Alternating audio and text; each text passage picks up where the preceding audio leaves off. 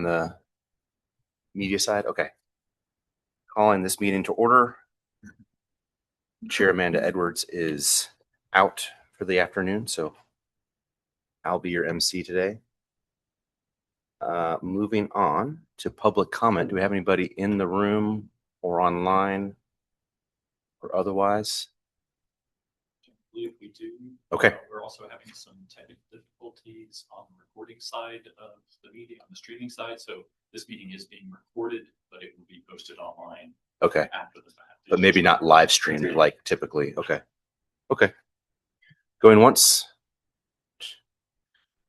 Moving on to the meeting minutes from November 4th, which do I have in front of me? Yes.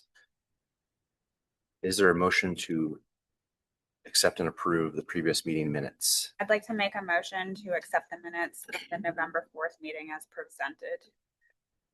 Second. Motion and a second. All those in favor say aye. Aye. Opposed? Great. Passes. Moving on to our first presentation. Construction loan extensions. All right. So the first item we've got as an update is the FY25 AHSP extensions. This mainly applies to 3 of our remaining construction projects funded during that application cycle. All of the grant programs have been extended through June 30th, 2026, given the delays from Mr. North Helene. We have extended those awards and contracts. The other construction projects have already gone to contract and are underway. So we still have 3 that have been in the process, have been approaching their closing. But given some of those delays, some of the implications from shutdown, the government shutdown and that kind of thing, we've got 3 projects that are really in the home stretch of their loan closing process. And we expect that over the next 6 months, we should see all 3 of these projects get started. So this would be Redwood Commons, that's located in East Asheville. It's Buckeye Community Foundation, Rocky River by the Fitch Eric Development Group, and Pine Lane by Roars. So we've got a mix of 9% and 4% projects that are in the pipeline, and staff would recommend that we go ahead and extend those awards so that those projects would experience any further delays. Okay. Do we need to make any motions or recommendations in that regard? Typically, we don't require a motion to do that. It's been handled as an administrative change at the staff level, but we'd like to bring those forward really in the spirit of the HSP program to make those funds available so that those result in units as quickly and as effectively as possible. Okay. We expect the 6-month extension to be plenty of time. All 3 projects have indicated that they should be able to. We just wanted to give them a time period that would be as broad as possible. It also aligns with the end of the fiscal year for the county, so it's in every. That's great. Any other questions? Okay. Moving on to our Helene revisions for new business. I'm not sure it's actually under new business, but will be a presentation and cover some of the revisions related to the Affordable Housing Service Program. The summary of changes that you all have reviewed and recommended to the full board are on the screen. Staff are bringing forward the 2 that are highlighted here about the program preferences and a change related to the expenditure approval threshold listed in the policy. So I will dig into those just a little bit. On the project priorities and preferences, this is listed in the program guidelines and explains some of the characteristics of projects that have received preference for funding in the application cycle. So projects that bring other sources of funding to the project, they want to defer developer fees where that's appropriate, they accept rental vouchers, work the continuum of care, and include renewable energy as part of their project. The final item is to prioritize affordable housing for residents that were permanently displaced by Tropical Storm Helene. And this is an extension of the Helene Recovery Plan, which included a project specifically for down payment assistance for households that had been displaced, whose homes had been destroyed and might be seeking to purchase another home. So the preference would be to help prioritize those projects in the funding application process if those households are part of the target population for request.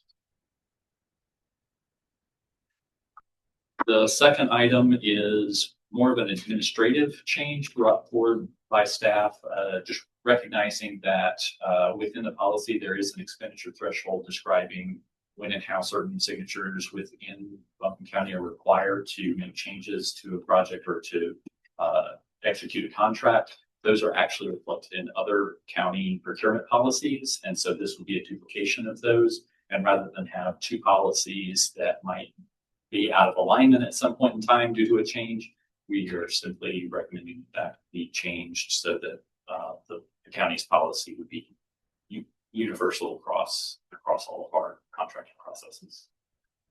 Okay. So that's strictly duplicative. Yes. Okay. Okay.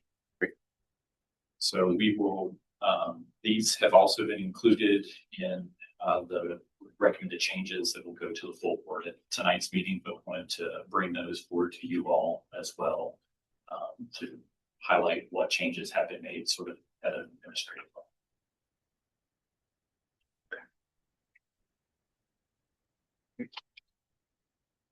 That's not too bad. Those are minor. We've seen worse. Any other questions? Okay.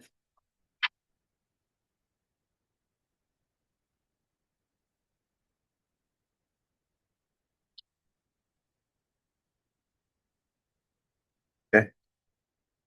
Are we on to announcements already? Okay. Very quick meeting. Staff wanted to bring forward the fact that the city of Asheville has opened the 2025-2026 home application. So this is the funding made available through HUD for Buncombe, Henderson, Madison, and Transylvania counties. At the last Asheville Regional Housing Consortium, also known as the Home Consortium, the budget categories were voted on to prioritize down payment assistance, homeowner rehab, tenant-based rental assistance, and then some administrative and operating funding for community housing development organizations. Those are all eligible activities within the home program and correspond to many of the same programs that the county funds through the Affordable Housing Service Program. The city has posted the online application on their website, and they've already done some information sessions with an application deadline of December 10th. Once that closes, the Home Consortium will begin making those funding recommendations in January. So county staff will be participating in that process to help make those recommendations that will get finalized with approval from Asheville City Council as the participating jurisdiction. And if there are any questions specific about that funding or the process, that can be addressed to the City of Asheville staff who are managing the application of the funding. $300K in down payment assistance isn't going to go very far, huh? Nope. Yeah. Who do we see typically applying for these? We've received in the past a lot of the same organizations that the county has funded for many of the same activities. There are also a number of developers who have projects in other counties that have applied to make those happen. We've had so for down payment assistance for both Asheville Habitat and Mountain Housing Opportunities have applied there.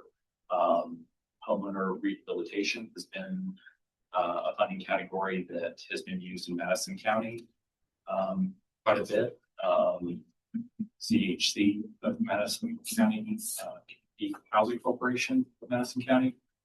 Tenant-based rental assistance has historically been used heavily within Buncombe County, and specifically within the city of Asheville. Homeward Bound and Helpmate have both been recipients of those funds in the past.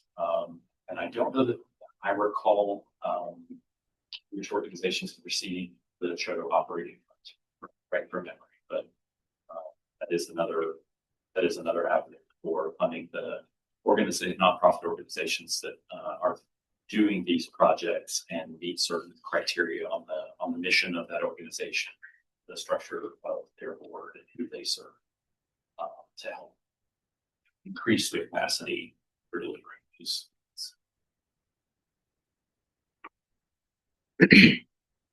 Speaking of Asheville city staff, are we in some sort of regular contact with them in regards to what their plans are for the housing related portion of their CDBG DR dollars? Is that There have informally roughly a thing that's happening? Okay. staff have Yeah. been meeting to discuss how that process is going as far as releasing the program guidelines and working to align the CDBG DR efforts of the city, but the states roll out the same funds, the state funds. So that's an ongoing conversation. Okay. So they're trying to time it at the same time. Is that I think what it's you just think? understanding how they might match or how they overlap.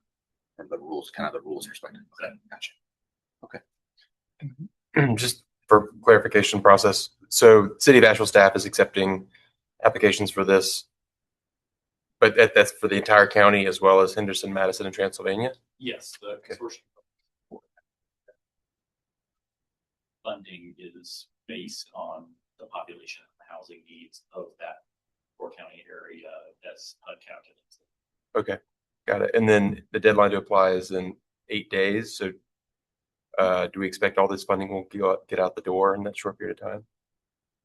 There are typically 3 to 4 times the requests. Really? Than the Okay. funding available. So there's no need for a long runway for applications because Usually not. okay. Well, got it. Okay, thank you.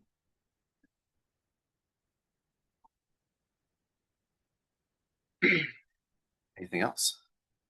The only other item is that sort of on the heels of the opening of the home application, county staff are planning to release the Affordable Housing Service Program application pending approval from the full board on provisions that are on the agenda for tonight. So we expect to have some announcement later December about those funds, application cycle.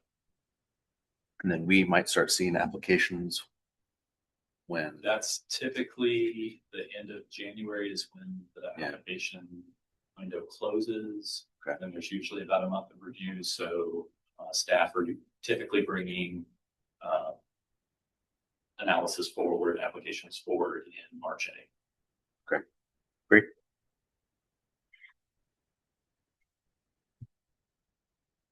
Well, looks like we need a motion to adjourn.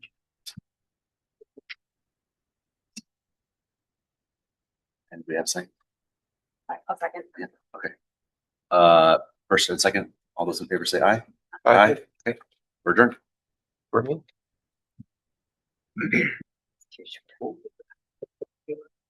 Really? Yeah. We were given that typically, right? And if you don't have something, you know,